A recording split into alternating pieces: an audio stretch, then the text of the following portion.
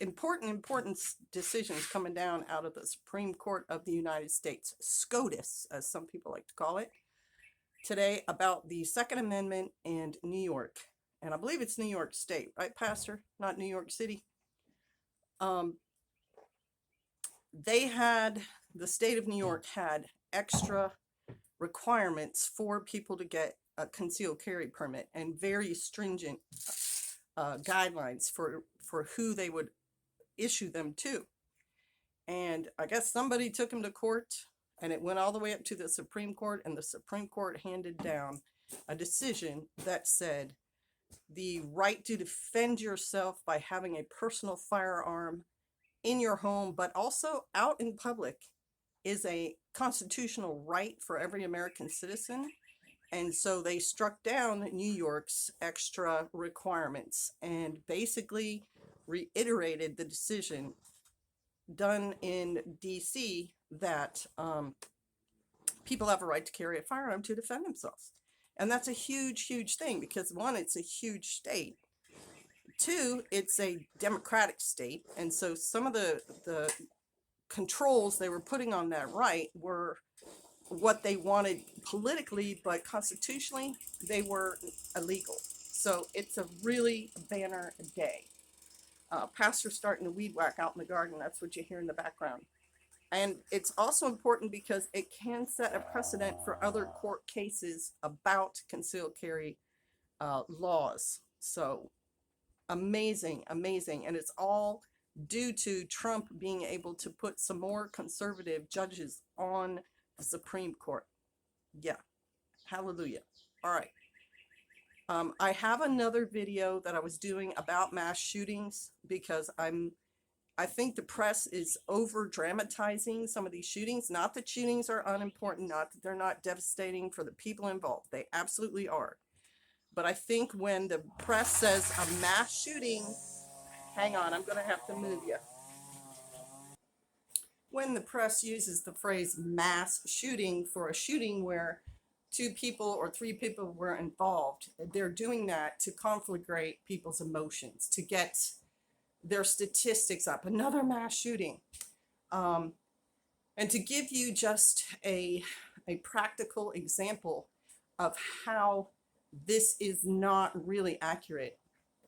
Chicago has 30, 50 shootings every week, sometimes even more, even that many in a weekend. 14 people killed, 28 injured. It's not reported in the press, mass shooting in Chicago every weekend. What is, Governor Lightfoot or Mayor Lightfoot doing about it? Because they're not really concerned about the reality of guns and what happens in America. The gun statistics for crime are way down compared to things like automobile accidents and heart disease. They're not even comparable. But it's a political push. So I've got a little bit of a video about that on the tag. I'm tagging it on the end of this one. I was going to work on that video a little bit more, but things are happening so fast. I'm just going to put it on there, and I look forward to your all's comments. Thanks for watching. Bless you. Shalom. Hey, Shalom. I wanted to do an intro to the video because I realized after I shot it, just because it kind of made me angry, I didn't think it through all the way. So I want to preemptively say, I don't think people being shot is a light matter. Of course, anybody being shot and killed is murder, unless it's in self-defense or some sort of, you're a soldier in a war. But if a citizen shoots and kills another citizen, not in self-defense, then it's some kind of illegal activity, murder, manslaughter, just, it's a serious matter. However, I do not consider two people being shot and killed a mass murder. And I don't know what the legal definition is. Maybe they've decided they're going to make that a legal definition so they can charge you with more things. I don't know. The first shooting mass murder in the United States that got big publicity, that became a news story that was not just local, well, Bonnie and Clyde, come on, 1920s. That was a series of murders across state lines and all sorts of things.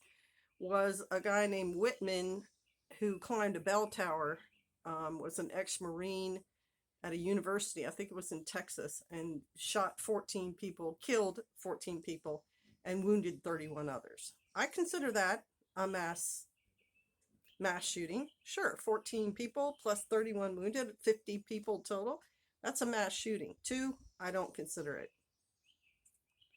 So I just want to say that, but I also wanted to say people getting shot is not a matter for humor. It's still a serious thing, especially to the families of the victims or the ones who even survived. They've just had a horrible trauma in their lives, and their lives will forever be changed. So I just wanted to say that. And see, I get too rushed, and then I'm not always thinking about what I'm saying before I say it. And now the video. Sister Kate here, down in the bottoms. Let me see if I can do this without, I didn't bring a tripod. I did have my phone, but I didn't make a plan for having a video, so I should have brought, here we go, something with me. Kind of help me hold it steady. There we go. We'll just borrow that tree branch. No, I guess that won't work. Let's try it this way. That'll probably work. Yeah. Okay, so my video today is just going to be straightforward. You know me, I'm pretty much about the straightforward and the real. And another mass shooting.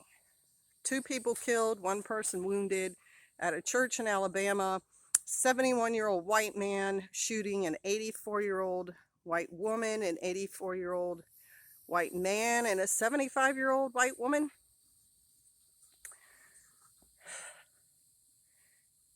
There's going to be more cries for gun control. And again, this makes no sense because you need to be able to defend yourself. Now, someone stopped this guy. They don't know if he was going to shoot more people, and the press and the police aren't releasing what he fired with. So that's going to limit, did he have a revolver? He can only shoot 5 people, or did he have a rifle? You know what I mean?